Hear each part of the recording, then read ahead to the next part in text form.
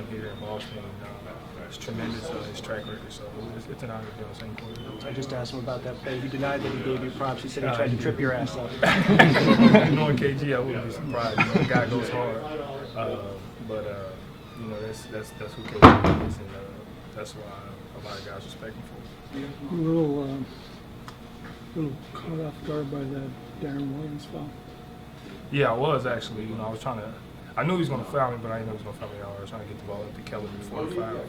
And he just thought my momentum was going that way. And when he fouled me, just took it back.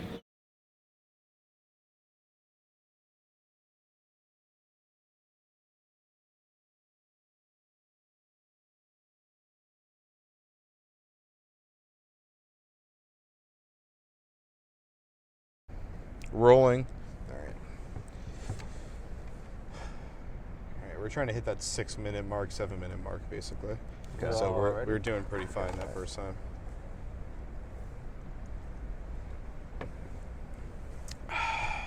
Sorry, just gotta pick my stat real quick.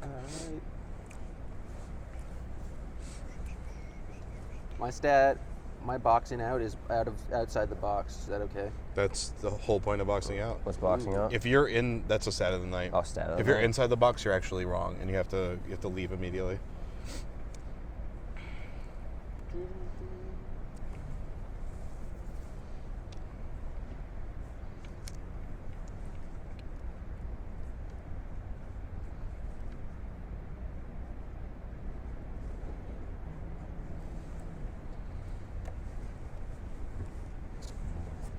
Oh yeah. Don't worry, those are non-farts. It's just leather on leather action. All right, you guys ready? Good. Uno, dos, tres. All right, we're back for part 2 now. We have a lot of KG talk that we had in part 1, so make sure to watch that if for some reason you skipped ahead to part 2. But right now, let's talk about Marcus Smart. Now, Marcus Smart has taken over for Rajon Rondo, Corey. And so far, the results have not been quite as remarkable as you would hope for. But there's a lot of hope there. You see a lot of progress that he's making throughout the season. He's showing that he's pretty comfortable with the ball in his hands, which is no surprise. But he's reading passing lanes well. The guys are cutting for him. He's getting the opportunities. But he's really making his mark defensively. And even if the stat sheet's not showing it, the impact on defense has just been phenomenal so far. Mm-hmm. It has. Playing the point guard position in the NBA is, I guess, the equivalent of playing the quarterback position in the NFL. I mean, Smart's going up against the best of the best on a nightly basis. I mean, tonight he was tasked with Jarrett Jack a lot. Jack's not an all-star, but he's been in this league for 10 years. He knows what he's doing. There was a pass in the fourth quarter that Smart telegraphed right to Jack, and those are the mistakes the Celtics are going to be seeing as long as Smart's getting the bulk of the minutes at the point guard position. So it may be tough for Celtics fans to see right now, but it's a work in progress with Smart.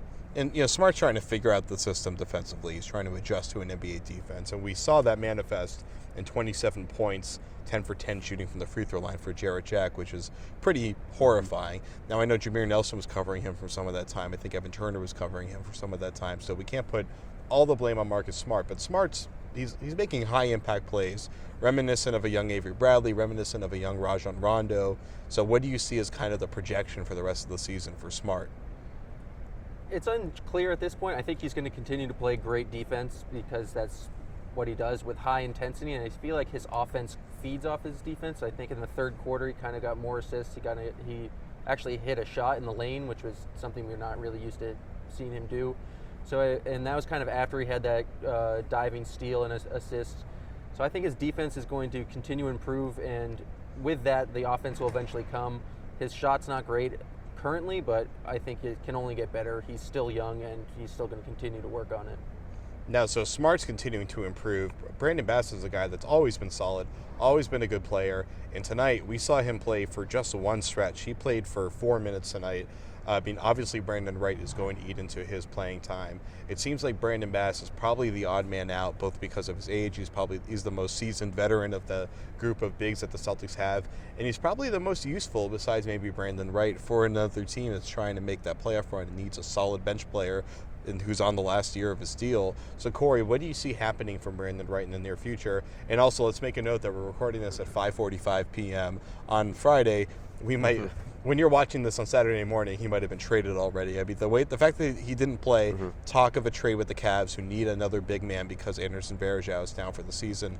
Bass doesn't fit in the center role, but he could be a quick option that the Cavs could be going for. I've always been a fan of Brandon Bass. He's just a rock solid player, plays within himself, is a great locker room guy.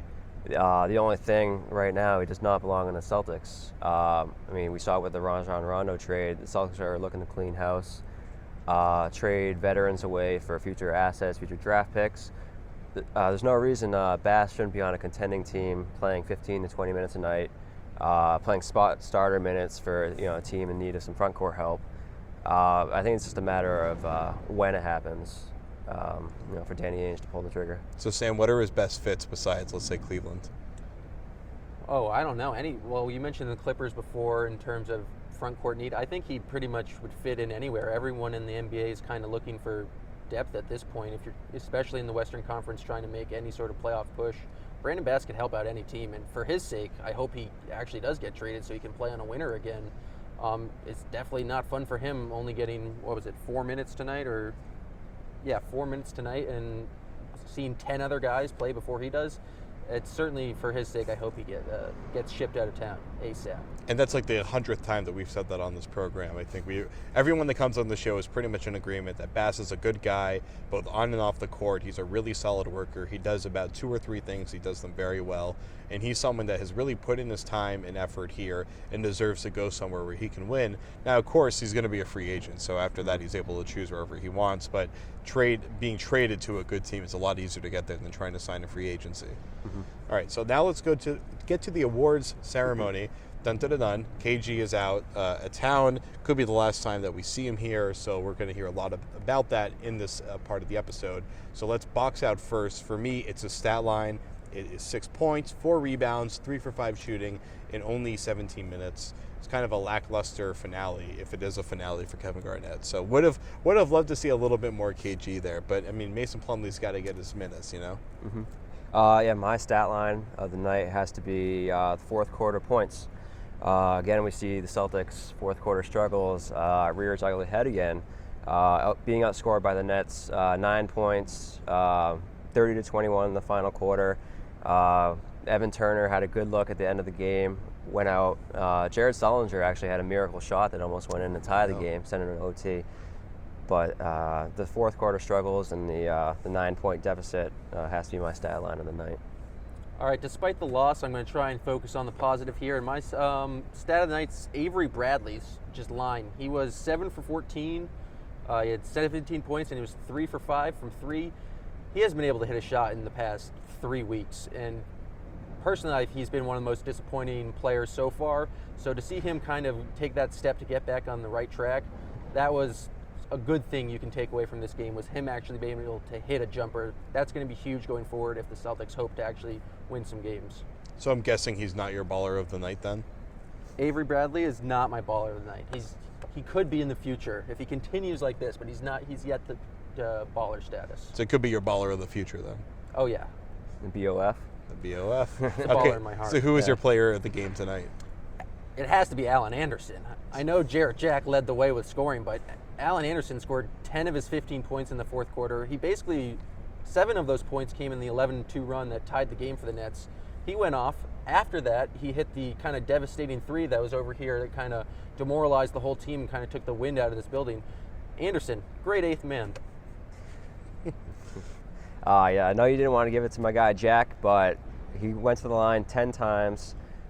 Playing in the place of Darren Williams, who's getting back from an injury, Or is a shell of himself? One or the other. Could be both, actually. I don't think they can put DMP shell of former self on there, can they? That doesn't work? No, I don't believe so. Not enough characters. That guy, Jack's a professional scorer. He's been in this league. He scored nearly a third of the team's total points, and he's my baller of the night. Yeah, Brad Stevens really complimented how great of a mid-range scorer he is. Brad thought they were a little successful in trying to put some ball pressure on him, but he's creative enough and he's tenacious enough that he'll get his shot. He can hit pretty much any shot inside of 20 feet that he wants. He's really great at that. He's got the size, too. He really does. Yeah. So for me, it's an obvious one, KG. KG, if we are saying farewell, I'll miss you. I know you're watching, obviously. we hope you have a wonderful retirement and come back and join us on the show sometime. So that's it for Sam. For Corey, I'm Jared. That's it for the Garden Report. Farewell, Mr. Garnett. Anything is possible. What do you think went wrong down the stretch? It's that 9-0 run, right? I mean, they cut it to 2 in about 2 minutes with, 6 or 7 to go. I thought that was the key to the game, obviously. They got transition baskets off of our mistakes offensively at that time, and then and they made some, critical shots, obviously, but it changed very, very quickly. It changed. My general thought is that he looks like he has too much energy to retire. Whether it's talking to our players, talking to our bench, talking to his teammates, the passion which he brings to the game is top notch. And I think you can learn a lot from a guy like that if you're a young guy that's never really been around him. And, I told Jay Crowder when Garnett got introduced, and everybody went nuts, as they should. If you play the right way here, people really appreciate it. And, obviously he did that, and he led others to do that. Thanks.